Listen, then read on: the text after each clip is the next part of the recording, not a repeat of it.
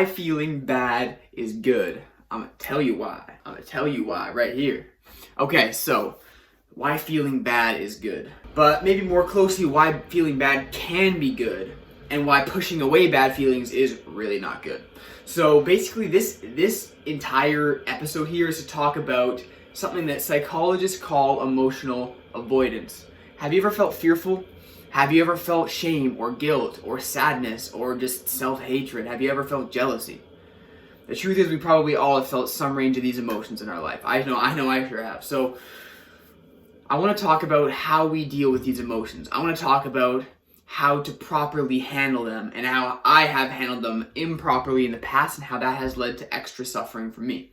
So why is it that we don't want to deal with these emotions? Well, first of all, I get it. They're painful, all right, you guys? I get that when they come up, when shame or guilt or fear or sadness comes up, that we don't want to deal with them. I get it. All right, I totally get it. But here's why you actually may want to deal with it as opposed to push it aside. Listen, I don't enjoy pain as much as the next guy, but I also know that if I'm lucky, I'm going to live a long time or a full life, and I don't want to have these emotions come up later down the line.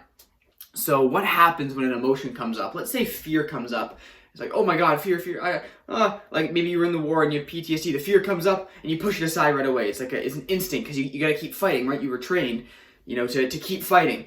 And you push it aside and then you keep locking it down there and then it comes up, it manifests in an unhealthy way, 20 years later after the Vietnam War.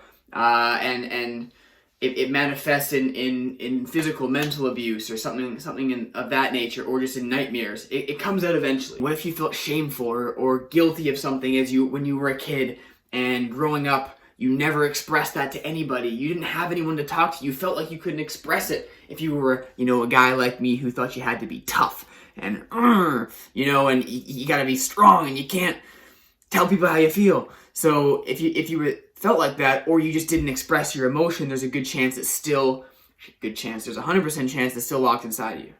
So why is this important? Because if you felt shameful or guilty growing up and you never got a chance to express that to nobody, then what happens is it gets pushed aside. Kind of like, when you're eating a nice steak dinner, but you got like broccoli on the plate too, and you don't really want to eat the broccoli, you're here for the steak, right? So you kind of just push the broccoli aside, you push one clover, then the next, and then it's all on the side, and you just start eating the steak. Well, the thing is, even though you push the broccoli to the side of the plate, the broccoli is still on the plate. It's still there. Similarly, when an emotion comes up that we don't like, and we push it to the side, it doesn't mean that it's gone. It just means we push it to the side. And so it's still in us. It's still a part of us. And what happens is if we do that enough times, it'll eventually come out. It'll come out in a not so healthy way. Like you might turn 40, you might be 45 and you've pushed your emotions down for so many years and suddenly you're an alcoholic and you don't know why. You just can't stop drinking. But it's because you're trying to mask these emotions. You don't want to feel them, so you mask it with a different feeling. Now, this is really important because if alcohol could be replaced with drugs, with food, with, physical, mental abuse to somebody that you love, and you don't even know why you're doing it, and you hate that you're doing it, but you're doing it because you've repressed all these emotions, and we want to avoid that. We want to deal with them right now. So I'm going to give you a couple quick tips on how to do this and how to deal with those emotions, man, because it's important that you do, because if you don't, well, I already told you. So first step, acknowledge it, appreciate it. Now, of course, this is the whole topic of conversation here. You got to appreciate the emotions. You got to say, hello, emotion. I'm here for you. I care for you. Thank you for being here. Acknowledge it and appreciate it. Thank the emotion for being here. It's an action signal. It's teaching you something. One of the best things that I learned is that emotions are nothing more than action signals. It's not like sadness comes up and, oh, that's stupid emotion. It's like, no, it's telling me something. Every emotion is telling you something, a signal to act, to either change how you see the emotion or to change your action, to maybe fix it in the external. Let me give you an example. So say shame comes up, or let's say guilt comes up for me. And I have two choices. I can change my perception of what caused the guilt, or I can change my procedure of how to go about it. So a personal example for me, you guys know that I've dealt with an eating disorder. So I would overeat, I would binge, and I would feel guilty about it instantly. So I could look at it one of two ways. I could change my perception and say, oh, you know what? Overeating, eating a whole extra large pizza to myself and until I felt like I was, going to throw up. Sorry for the vulgar image, just the truth. You know what? That's not too bad. I think that's okay. I mean, don't be too hard on yourself, Brett. Or I could change my procedure. So, okay, my procedure change is going to be, I'm going to create a plan to, not binge eat. I'm going to find the root of this. I'm going to change my action because I don't want to do this again because this doesn't make me feel good. So basically you can change your perception or your procedure when these things come up. So first, acknowledge it, appreciate it. And the second thing is get curious about it. Why is it here? Second thing. I don't know how to count, but that's okay. I know how to not avoid my emotions. Okay. So the second thing is to get curious. Why is it here? If you feel fear, hey fear, why are you here? Why did you come visit me? Why are you coming over here right now? And if you ask that, what you'll find is an answer. And you might have to ask why a few times, because you might say, well, why am I fearful to walk up on stage right now and to give a speech, a public speech? Well, I'll be like, well, shit, there's a lot of people. Then be like, well, why am I afraid to present in front of people? Well, because what if I mess up? Well, why are you afraid of messing up?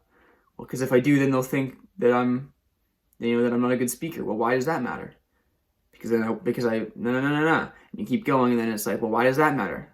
Because then I won't feel loved.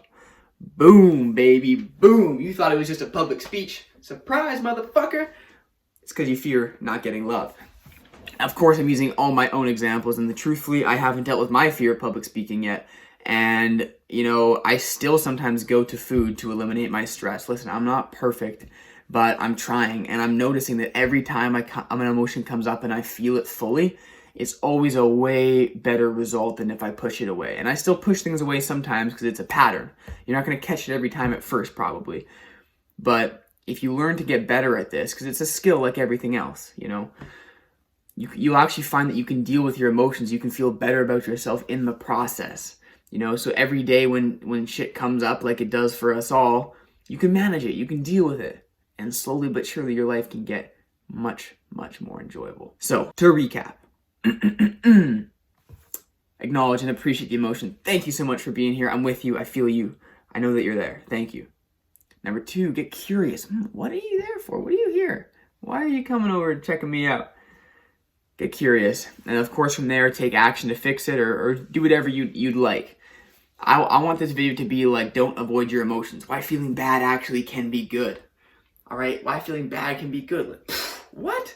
But the truth is it can. It's actually a good thing to deal with it. All right? It's a good thing. Thank you so much for watching this video. I hope that you will avoid your emotions a little bit less, and I hope that I do too, because my life gets better every time I do, and I know it will for you too. So if this video brought you some value, please drop a comment or a like, connect with me. I want to meet you. All right, I'll be honest, full transparency. I want to meet you.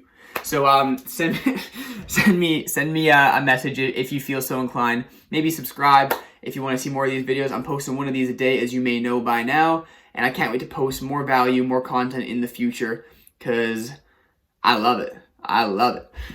Thank you guys for watching. I'll see you next time.